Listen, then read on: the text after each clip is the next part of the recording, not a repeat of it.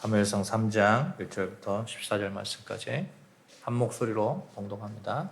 자, 시작. 이 사무엘이 엘리 앞에서 여호와를 섬길 때에는 여호와의 말씀이 희귀하여 이상이 흔히 보이지 않았더라. 엘리의 눈이 점점 어두워가서 잘 보지 못하는 그때에 그가 자기 처수에 누웠고 하나님의 등불은 아직 꺼지지 아니하였으며 사무엘은 하나님의 궤에 있는 여호와의 전 안에 누웠더니 여호와께서 사무엘을 부르시는지라 그가 대답하되 내가 여기 있나이다 하고 엘리에게로 달려가서 이르되 당신이 나를 부르셨기로 내가 여기 있나이다 하니 그가 이르되 나는 부르지 아니하였으니 다시 누우라 하는지라 그가 가서 누웠더니 여호와께서 다시 사무엘을 부르시는지라 사무엘이 일어나 엘리에게로 가서 이르되 당신이 나를 부르셨기로 내가 여기 있나이다 하니 그가 대답하되 내 아들아 내가 부르지 아니하였으니 다시 누우라 하는지라. 사무엘이 아직 여호와를 알지 못하고 여호와의 말씀도 아직 그에게 나타나지 아니한 때에 여호와께서 세 번째 사무엘을 부르시는지라 그가 일어나 엘리에게로 가서 이르되 당신이 나를 부르셨기로 내가 여기 있나이다 하니 엘리가 여호와께서 이 아이를 부르신 줄을 깨닫고 엘리가 사무엘에게 이르되 가서 누웠다가 그가 너를 부르시거든 내가 말하기를 여호와여 말씀하시옵소서 주의 종이 듣겠나이다 하라 하니 이에 사무엘이 가서 자기 처수에 누우니라. 여호와께서 임하여서서 전과 같이 사무엘아 사무엘아 부르시는지라 사무엘이 이르되 말씀하옵시옵소서 주의 종이 듣겠나이다 하니 여호와께서 사무엘에게 이르시되 보라 내가 이스라엘 중에 한 일을 행하리니 그것을 듣는 자마다 두 귀가 울리리라. 내가 엘리의 집에 대하여 말한 것을 처음부터 끝까지 그날에 그에게 다 이루리라.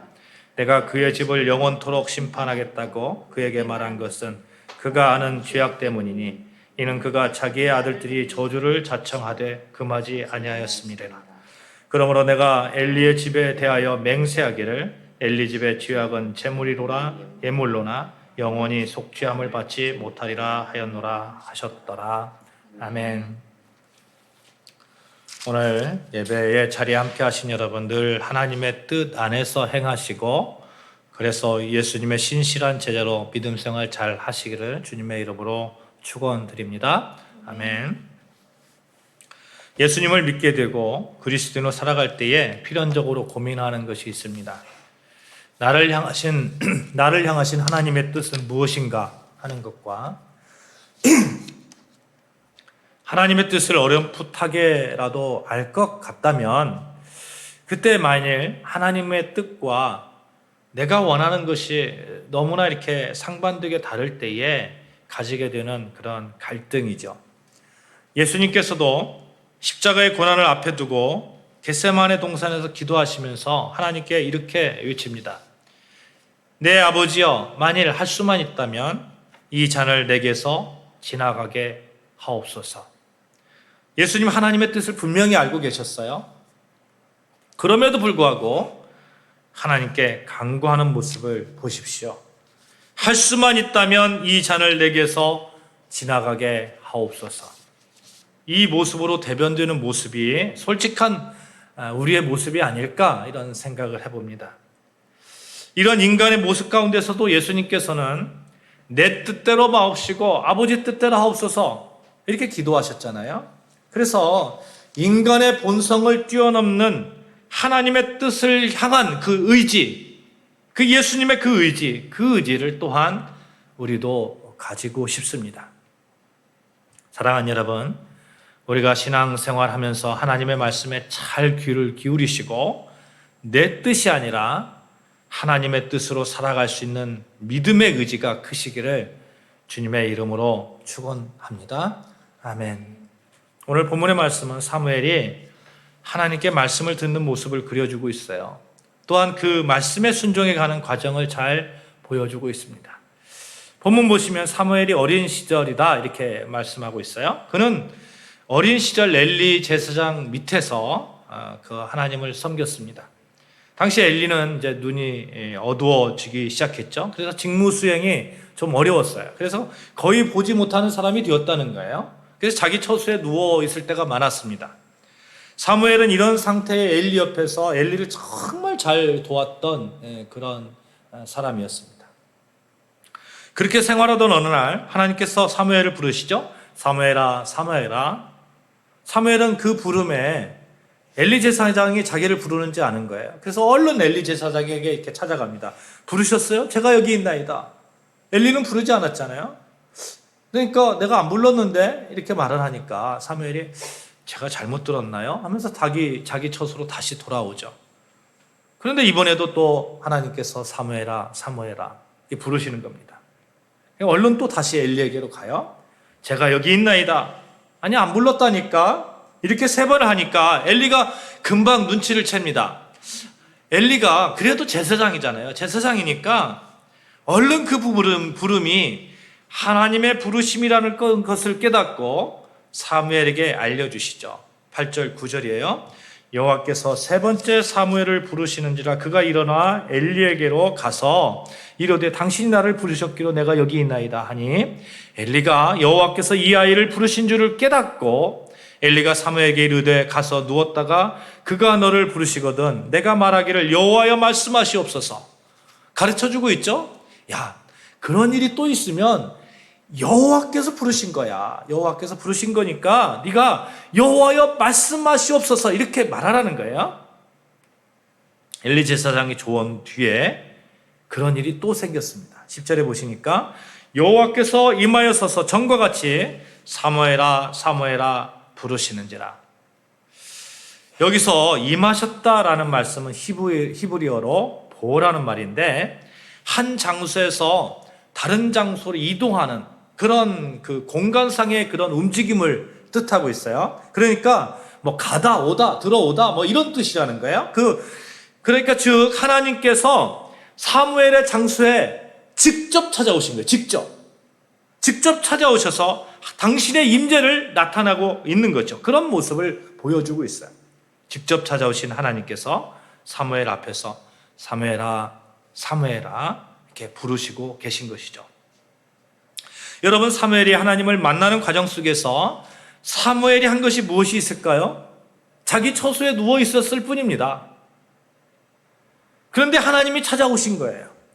물론 사무엘의 평소에 그가 하나님을 향한 어떤 믿음, 성전에서 엘리 제사장을 섬기고 하나님을 섬기는 그런 섬김, 이런 사람 됨됨이 이런 것들을 하나님께서 보셨을 거예요. 그러니까 하나님께서 마음에 흡족하니까 사무엘에게 찾아오셨겠죠?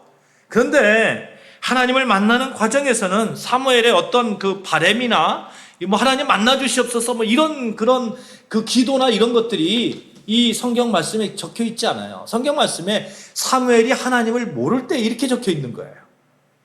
일방적으로 하나님께서 선물처럼 사무엘을 찾아오셨습니다.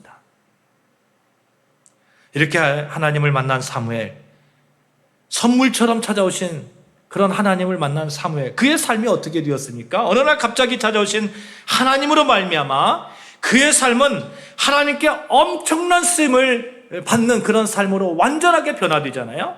이스라엘 역사에서 찬란한 영광을 가져오는 그런 다윗 시대로의 길을 여는 그 중심에 이 사무엘이 있었던 겁니다.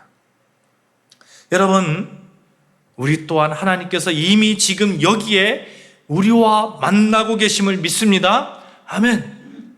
하나님은 선물처럼 우리에게 찾아오셔서 우리를 부르고 계심을 믿습니다. 그 부르심에 응답하는 자는 사무엘처럼 하나님의 능력으로 살게 될 것입니다. 사실 말이죠, 인간끼리 만남에도 유명한 사람, 권력 있는 사람 만나면 그 사람이 아무것도 해준 것도 없어도 왠지 든든한 그런 느낌을 갖잖아요. 하물며 하나님이시겠습니까?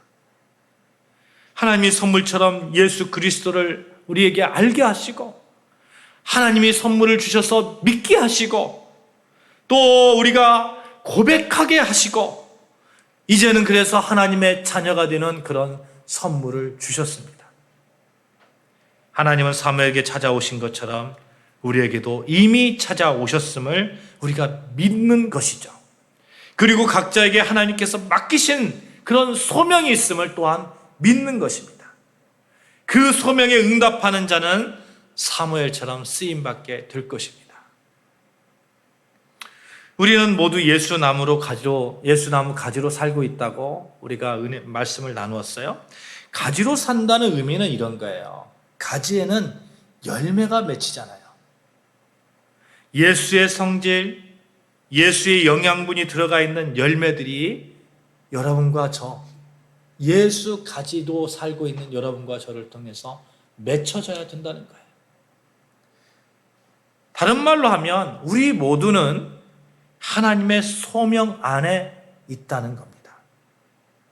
맡겨주신 일들이 다 있는 거예요. 어떤 이에게는 집사로, 어떤 이에게는 찬양 연주자로, 어떤 이에게는 전도의 은사로 맡겨주시고 기대하시고 부르십니다. 하나님은 어제나 오늘이라 동일하신 하나님입니다. 사무엘에게 나타나신 그 하나님, 여전히 오늘날을 살고 있는 여러분과 저에게 나타나셔서 말씀하시고 소명을 주시고 그 소명을 이루어가며 옆에서 도와주시고 이루어주시는 그런 하나님이십니다. 이렇게 하나님께서 당신의 자녀들에게 말씀하시며 소명을 주심이 확실하게 믿는다면 이제는 우리가 어떻게 하나님과의 영적인 만남으로 대화하면서 그분의 말씀을 알고 그분의 말씀대로 살아가느냐 하는 그런 문제가 남을 거예요. 하나님의 뜻을 정말 잘 알아야 되잖아요. 하나님이 나에게 맡겨주신 그 소명이 무엇인가 잘 알아야 되지 않겠습니까? 말씀을 엉뚱하게 듣고 엉뚱하게 살아갈 수는 없기 때문에 그렇습니다. 지난 5월 25일 날 누리호가 이렇게 발사됐잖아요. 누리호 3차 발사가 있었습니다만 실제 지구 관측 위성들이 실용 위성들이 탑재되어 가지고 발사됐어요. 위성 덮개가 분리되고 1단이 분리되고 2단이 분리되고 쭉 올라갔단 말이죠. 큐브 위성까지 다 분리가 되었어요. 근데 최종적으로 성공 여부는 어디에 달려 있습니까? 누리호 우주계획 최종 성공 여부는 인공위성 연구센터하고 이렇게 잘 교신이 되는 거예요. 잘 교신이. 주어진 임무를 잘 수행하고 있는 거예요. 그래야 성공했다고 하는 거예요.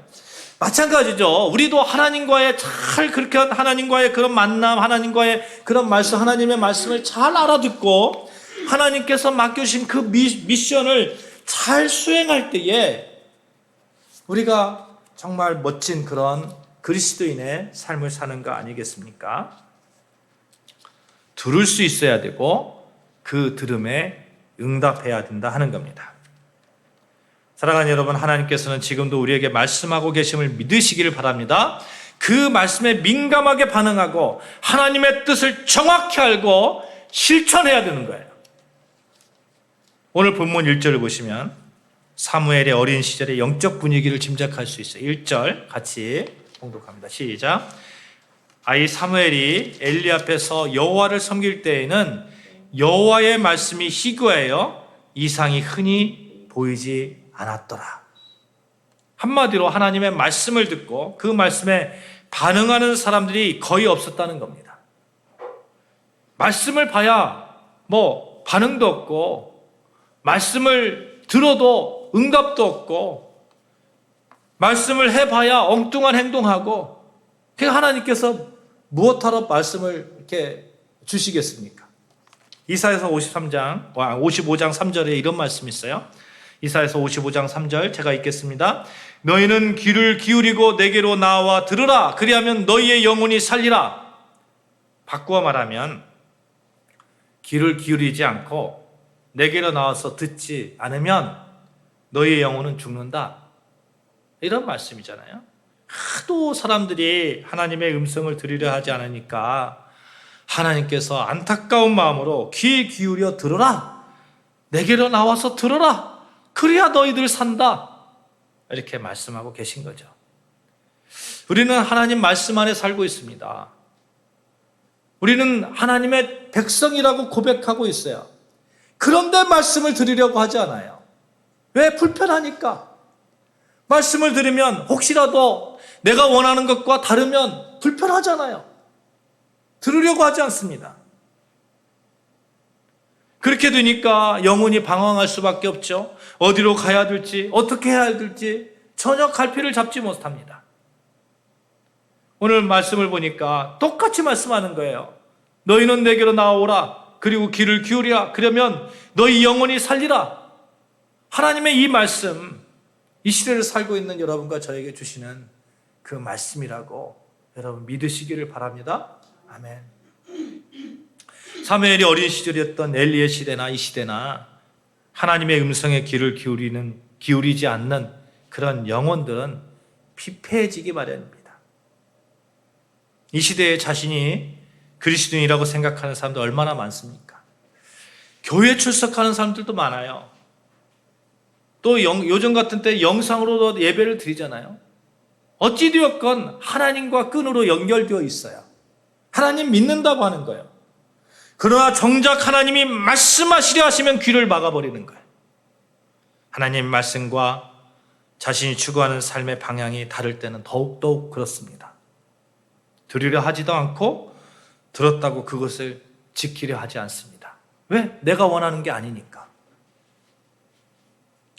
그러나 여러분 그렇게 해서는 안 됩니다.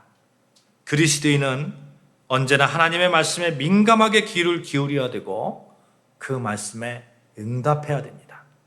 사무엘이 하나님의 음성을 어떻게 들을 준비를 하였는지 3절을 보십시다. 3절 같이 읽습니다. 시작.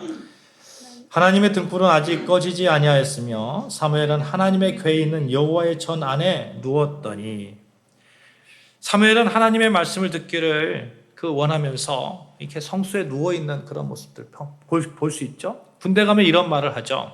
줄을 잘 서야 된다 이런 말을 합니다. 사무엘이 성수에 누웠을 때 하나님께서 임재하신 거예요. 말씀하신 거예요. 저는 사람이 누구를 만나느냐 어떤 부류의 사람들과 함께 하느냐가 그의 인생을 좌우한다고 생각합니다. 그래서 우리 삶 가운데 정말 사람을 꼭 만나야 된다면 여러분 예수님을 만나시길 바랍니다. 예수 안에 있으시기를 바랍니다. 예수님은 완전하신 인간의 모습으로 이 땅에 오셨습니다. 우리 삶 가운데 영적으로 완전한 신적 존재를 만나야 된다고 생각하신다면 여러분 예수님을 만나시기를 바랍니다. 예수님은 성부, 성자, 성령 삼위일체 하나님 성자이시기 때문에 그렇습니다. 신앙인은 또한 가려서 만나야 되고 신앙인은 또한 있을 곳에 있어야 됩니다. 있을 곳에 있을 때에 하나님께서 임재하여 주시고 하나님께서 말씀하시는 거예요. 여러분 우리가 항상 있어야 되는 것이 어디입니까? 우리의 마음이 있어야 되는 것이 어디입니까? 사무엘처럼 항상 있어야 되는 것이 어디입니까? 사무엘의 성소에 누워 있었듯이 우리 또한 교회에 우리의 마음이 누워 있어야 되는 거예요. 하나님의 임재를 사모하고 준비하고 있다는 증거는 내 마음속에 교회가 있느냐? 내 마음의 중심에 교회의 중심으로 살아가고 있느냐? 어떤 사람들은 이 시대의 교회는 중요하지 않다고 말합니다. 그러면 여러분 중요한 것이 무엇입니까?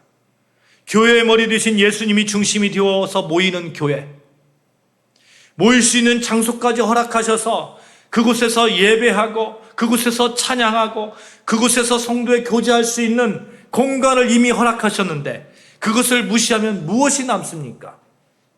교회를 무시하고 교회가 필요 없다고 말씀하시는 분들이 신앙생활 잘하시는 거 저 지금까지 보지 못했습니다. 처음에는 그것이 뭔가 고상한 신학적 바탕을 가진 것처럼 혹은 성경적 지식을 가진 것처럼 혹은 역사적 지식을 가진 것처럼 말을 합니다만 결국 끝에 보면 하나님과 멀어져 있는 그런 자신을 발견할 뿐입니다. 구약시대에나 신학시대에나 하나님께서 허락하신 교회는 똑같이 중요합니다. 예수님께서 교회를 폐하러 오셨습니까? 오히려 교회를 세우려 오셨습니다. 예수님 말씀을 보십시오. 내 교회를 세우리니.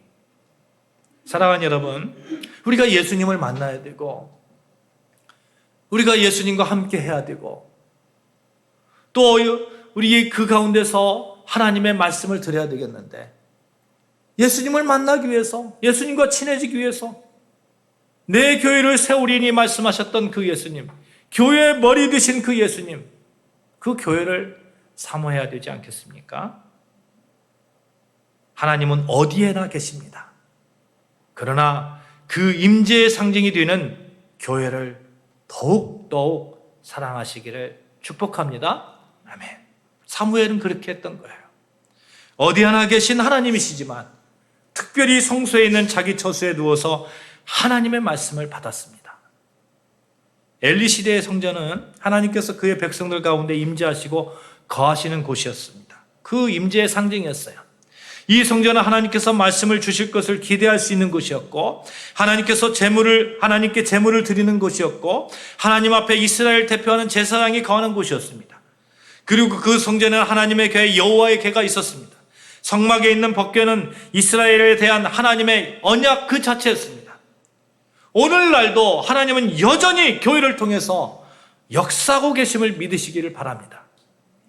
이 믿음이 바탕이 되었다는 것은 이미 우리는 충분히 하나님의 음성을 들을 수 있는 그런 준비가 되어 있다는 반증이 되는 거예요. 내 마음속에 교회를 향한 그런 사모함이 있다면 충분히 우리는 하나님의 말씀을 들을 수 있는 그런 조건을 가지고 있는 그런 반증이 된다는 것입니다. 물론 하나님은 어디에서나 말씀하실 수 있어요. 길거리 가다가도 말씀하실 수 있습니다. 어느 때나 찾아오실 수 있습니다. 어떤 방법으로 말씀하실 수 있습니다. 그러나 하나님은 여전히 우리에게 교회를 허락하신 것은 교회를 통한 하나님의 말씀이 보편적으로 이루어지고 왜곡됨이 없이 전해지고 그 말씀이 이루어짐을 기대하고 계시기 때문입니다. 만약 그 중심이 없어진다면 정말 혼란한 영적인 상태가 될 거예요. 누구나 다 하나님의 말씀을 들었다고 우긴다면, 하나님의 독특한 경험이 있다고 말한다면 얼마나 많은 이단들이 이 땅에 판을 칠까요? 정말 한국교회는 정말 깨어 있어야 됩니다. 여러분, 얼마나 많은 이단들이 한국교회에 있습니까? 정말 깨어 있어야 돼요. 놀랍습니다. 제가 알고 있기로는 너무너무 많아요. 너무너무. 그것이 진실인지 아닌지 판단할 기준이 사라져버렸습니다. 성경이 기준이라고 합니다만 성경을 자기식대로 해석해버리면 그만이잖아요. 여러분, 이단들 보십시오. 전부 다 이단들은 독특한 자기만의 하나님과의 만남이 있다고 그렇게 다 이야기합니다. 그 만남을 가지고 성경을 해석하는 거예요. 자기만의 해석을 하는 거예요. 우리는 혼돈해서는 안 됩니다. 현대 그리스도인들이 자꾸 이것을 혼돈하는 거예요. 영적인 현상이 개인적으로 왔을 때에 어디서부터 진짜고 어디서부터 착각인지 구별하지 못하는데 혼란이 있습니다. 교회는 성경을 성경되게 합니다. 교회는 예수님을 예수님 되게 알려줍니다.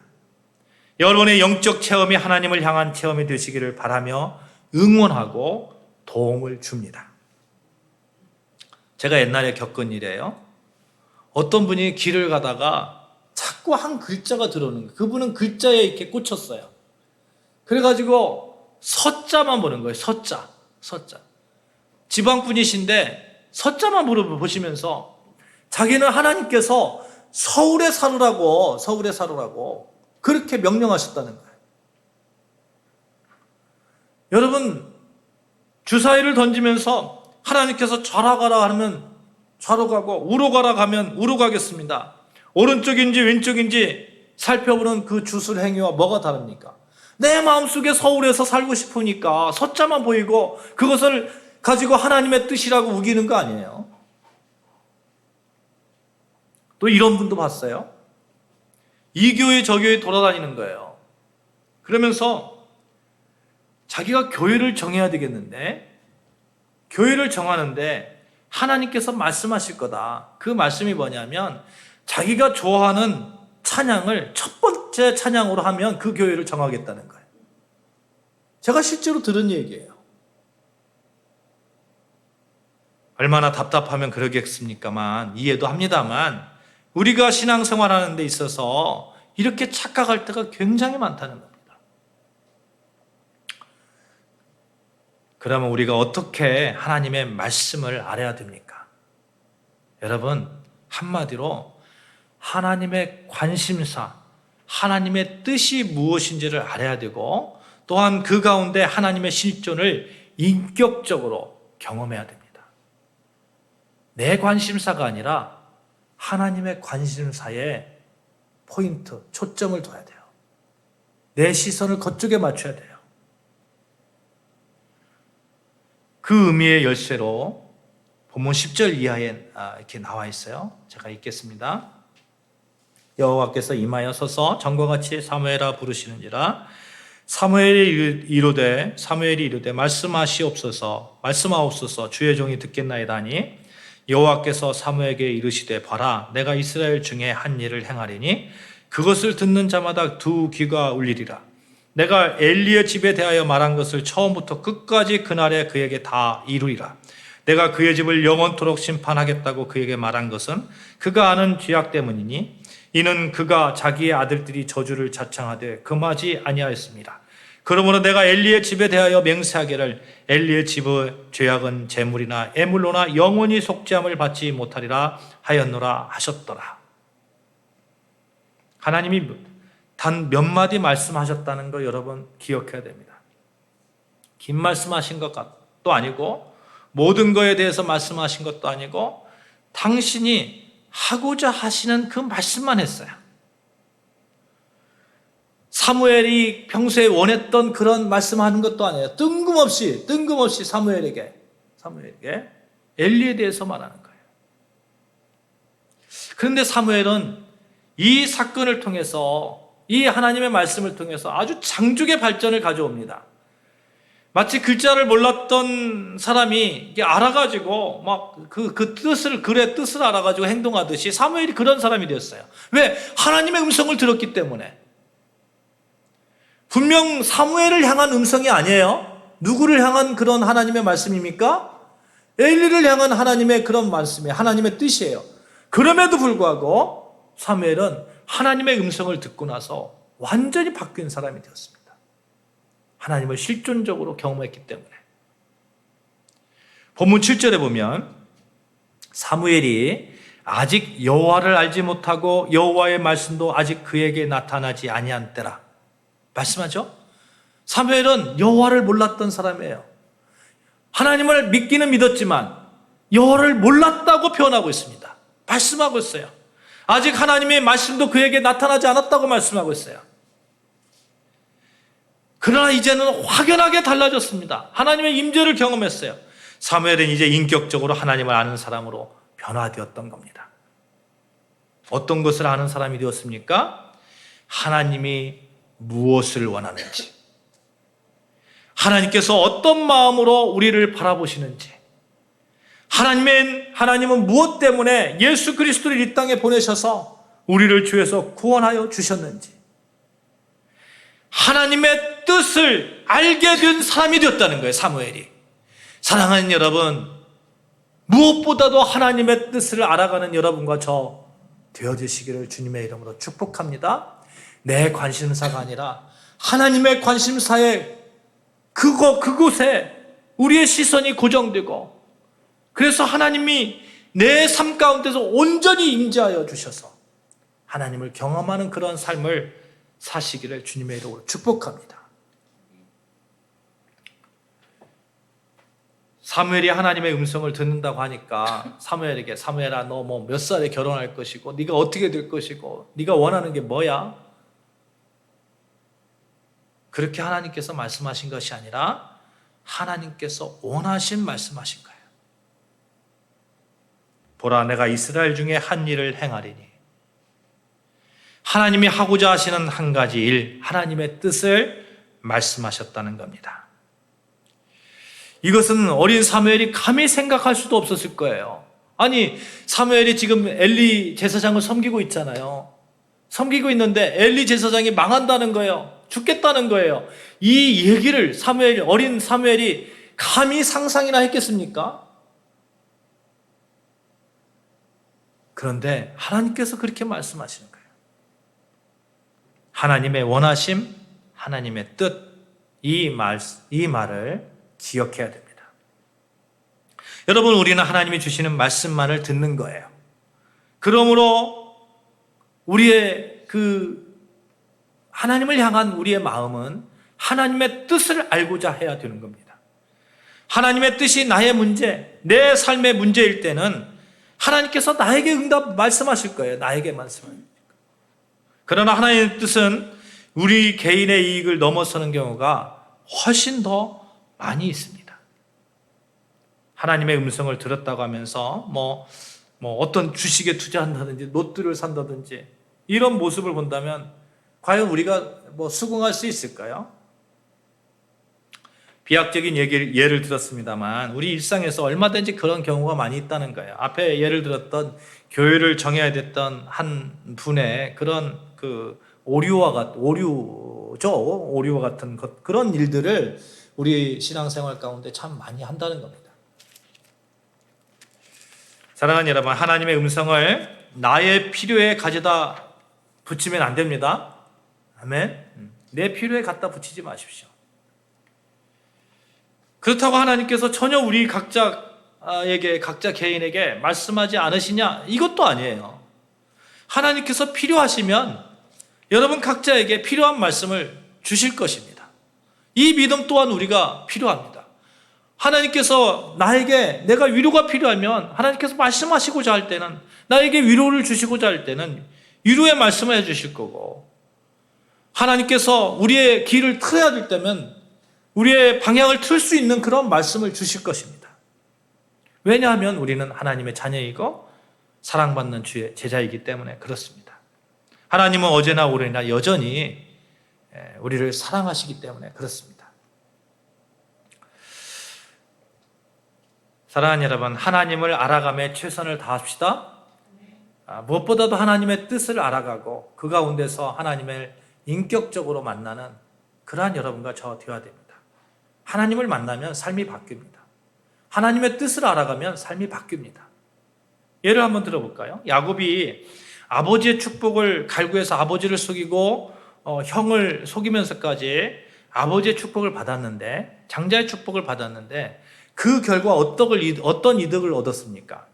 그 결과로 아버지의 유산을 물려받았습니까? 아니에요. 물려받지 못했습니다. 아버지의 유산은 전적으로 형 에서가 다 가져갔습니다. 그럼 야곱이 아버지의 축복을 받은 것은 어떤 의미가 있느냐는 거예요.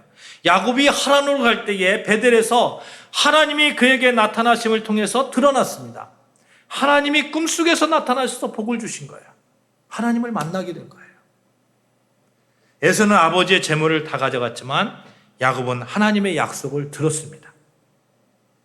야곱은 아버지의 축복은 받았지만 집을 떠나 멀리 떠나는 그런 방랑에게 신세가 되었음에도 불구하고 하나님 베델에서 그에게 나타나셔서 나는 너의 조부 아브라함과 너의 아버지 이삭의 하나님이다 말씀하실 때에 이 한마디 하나님의 말씀을 듣고 그 피투성이 같은 인생길을 견뎌내면서 결국 하나님의 그런 축복된 사람으로 서지 않습니까? 우리 하나님의 그 만남, 하나님과의 인격적인 만남을 가지시기를 강구하시길 바랍니다. 아멘. 하나님을 경험해야 됩니다. 그러면 우리가 우리 인생에서 가장 귀중하고 가장 보배스러운 경험으로 멋지게 살아가야 되겠는데 야곱과 같은 그런 삶을 살아야 되겠는데 우리가 하나님의 말씀을 듣는 보편적이고 확실하고 틀리지 않는 그런 방법이 무엇일까 하는 그런 질문을 던질 수밖에 없잖아요. 따라해 봅시다. 성경 말씀 안에서 시작. 성경 말씀 안에서. 여러분 우리에게는 사실 하나님께서 주시는 하나님의 뜻을 잘 알 수 있어요. 앞에서 말씀드렸습니다만 우리의 관심사가 어디에 집중돼야 된다고요? 하나님의 뜻에 관심사가 집중돼야 돼요. 하나님의 뜻이 무엇인지.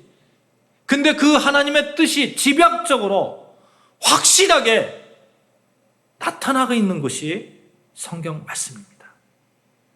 구약시대에는 하나님께서 사무엘 본문처럼 청각적인 음성으로 들리기도 하고 야곱처럼 천사를 통해서 말씀하시고 환상 가운데 다양하게 말씀하시고 신약에서도 예수님께서 잉태되어서 태어나실 때 천사가 나타나셔서 예고해 주셨어요. 이 모든 일들이 어디에 기록되어 있습니까? 성경 말씀에 기록되어 있어요. 하나님의 나타나심, 하나님의 뜻하심, 구약과 신약을 거치며 선지자들과 사도들을 통해서 하나님의 뜻을 성경에 그대로 기록하고 있는 거예요. 왜 기록했을까요? 하나님께서 왜 성경을 그렇게 기록하도록 인도하셨습니까? 하나님의 뜻을 우리에게 전달하시기 위해서, 일점 이획도 왜곡됨이 없이 전달하시기 위해서, 알려주시기 위해서,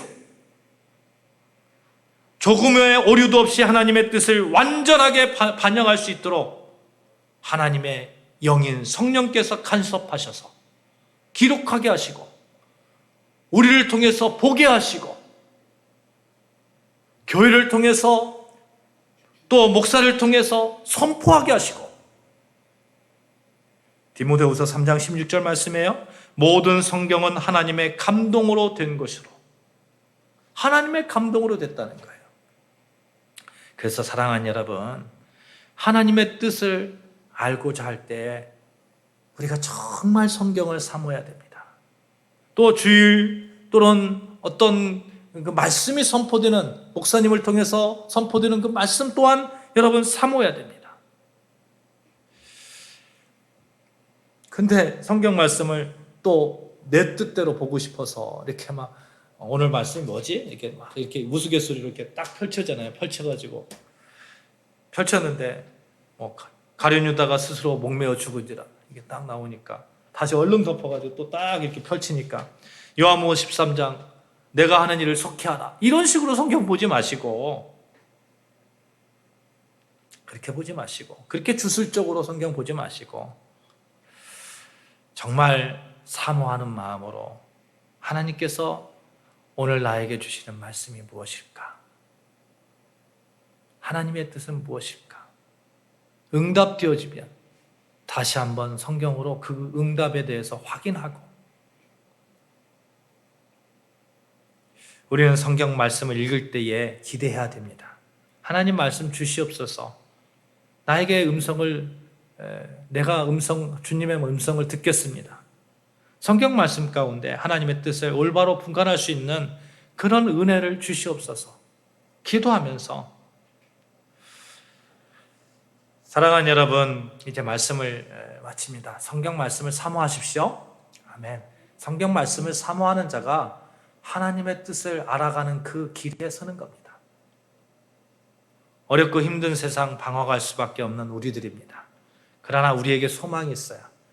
하나님은 오늘도 여전히 말씀하고 계시다는 거예요. 귀를 닫지 마십시오. 눈을 감지 마십시오. 귀를 열고 눈을 뜨고 말씀 안에 서십시오. 하나님은 여러분에게 분명 말씀해 주실 것입니다. 그래서 우리의 삶이 내 뜻으로 사는 것이 아니라 하나님의 뜻으로 살게 하실 것입니다. 주님의 뜻을 이루소서라는 찬송가가 있어요. 찬송가 425장인데 이 찬송을 작사하신 분이 아델라이데 폴라드라는 여인입니다. 이분이 어느 기도 모임에 이렇게 참여했어요. 그때 어느 늙으신 그 여인 한 분이 기도하는데 기도 소리가 들리는 거야. 주여, 상관없습니다. 저에게 어떤 것을 주시든지 그저 주님의 뜻이 이루어지기를 빕니다. 주여, 상관없습니다. 저에게 어떤 것을 주시든지 주님의 뜻이 이루어지기를 빕니다. 정말 놀라운 기도 아닙니까? 저에게 설마 하나님께서 나쁜 거 주시겠어요? 이 기도에 감명받아서 작사한 곡이 주님의 뜻을 이루소서. 나를 통해서 주님의 뜻을 이루소서. 이 찬송가입니다. 어떤 것을 주시든지 주님의 뜻이 이루어지면 그것으로 나는 만족합니다. 이런 믿음의 신앙을 가지고 고백하고 싶습니다. 사랑하는 여러분, 여러분과 저의 고백이 내 뜻대로 마옵시고 아버지 뜻대로 하옵소서. 이 믿음의 기도 되시기를 바랍니다. 그러기 위해서 정말 하나님의 뜻이 잘 기록되어 있는 이 성경 말씀을 늘 여러분 삶 가운데 사모하시기를 주님의 이름으로 축복합니다. 이 시간 찬양하시겠습니다. 주님의 뜻을 이루소서.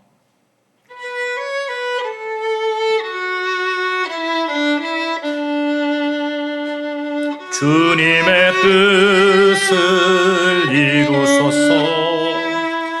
고요한 중에 기다리니 진흙과 같은 날 빚으사 주님의 형상 만드소서. 4절입니다.